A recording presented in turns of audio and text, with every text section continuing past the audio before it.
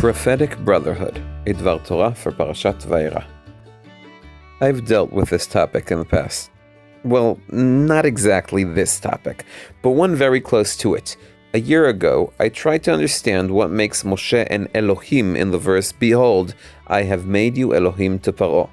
And this time, I want to focus mainly on the second half, and Aharon your brother will be your prophet, or perhaps on the relationship between both parts. Despite Rashi having a literal interpretation of the two roles, Elohim meaning judge and ruler, Navi, translator, in my opinion, the continuation of his commentary is much more interesting. In Pasuk Bet Rashi says, "You will speak once for each mission and assignment since you heard from my mouth, and Aharon your brother, yemlitzenu ויטעימנו in Pharaoh's ears." What's so interesting about this commentary? A few things.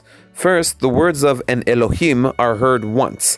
There are no repetitions, corrections, or changes. Second, Moshe's godliness is transparent. He's a hollow and clean conduit that conveys Hashem's words as they are. There are no personal touches. I don't know if this is preparation for the more humble than all people on the face of the earth competition he will be participating in the future, or a consequence of his humility explaining why he won. But I really can't say that this surprises me. The prophet's role is also interesting. If Moshe has to be transparent, Aharon will express Hashem's words and make them palatable. Aharon will translate, speak in a lofty manner, and perhaps add some humor or mockery, all possible translations of Yemlitz. Add some spices, give it in small portions, and explain the meaning of things, different ways to explain ta'am. As opposed to Moshe's transparency, Aharon, as the prophet's role, is colorful and vibrant. I understand Rashbam's interpretation as the opposite of how I understood Rashi. Similar to Rashi's literal interpretation, Rashbam explains that Moshe's divine role is that of a minister and judge, but unlike his grandfather, Aharon's role is far less dazzling. Aharon is nothing more than a mobile mouthpiece. He will do whatever you command him. In other words, Moshe is the significant partner in our duo, and the transparency that Rashi attributed to Moshe, Rashbam transfers to Aharon. And while Rashi and Rashbam emphasize the contrast between Moshe and Aharon, Ibn Ezra focuses on their cooperation. "You will speak to Aharon all that I command you, and Aharon your brother will speak to Pharaoh." And even though Aharon isn't mentioned every time Moshe comes before Pharaoh, says Ibn Ezra, we know that they always come together. The uniqueness in Moshe and Aharon's prophecies lies in their cooperation shared between them. Without Moshe, Aharon has nothing to say. Without Aharon, Moshe has no way of saying it. I must emphasize that I'm not drawing what I say based on a single comment on a single verse. Ibn Ezra repeats himself several times in his commentaries.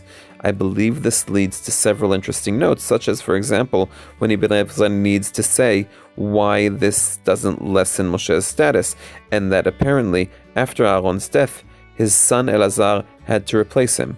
Or in chapter 7, when the Torah mentions their advanced age, and Ibn Ezra emphasizes that here too it shows how great their prophecy is, for their stature is greater than all the prophets, and to them alone God spoke in a cloud pillar, and to them alone was the Torah given. This verse can also shed some light on Ibn Ezra's intentions and another source I dealt with in the past regarding a prophet's ability to lie. In Parashat Toldot, Ibn Ezra distinguishes between future-telling prophets who can lie and a commandment messenger who cannot. My instinct is to say that there is only one commandment messenger, Moshe, but here Ibn Ezra adds that he has a partner, Moshe and Aharon, as the editor of the commentary in Chumash Torat Chaim, published by Machon Rav Kook, indeed interprets. What led Ibn Ezra to emphasize this point so much? I'm not sure. It could be a linguistic need, but why elaborate and repeat it so many times instead of summarizing and shortening as is his way?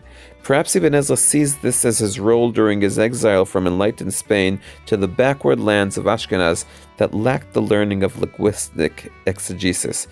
There is the role of the innovator who teaches a new Torah, but is no less important to make things accessible to learners who do not speak Arabic, the language in which most of the linguists of Spain wrote their doctrine, and there may be other reasons I'm not aware of at all.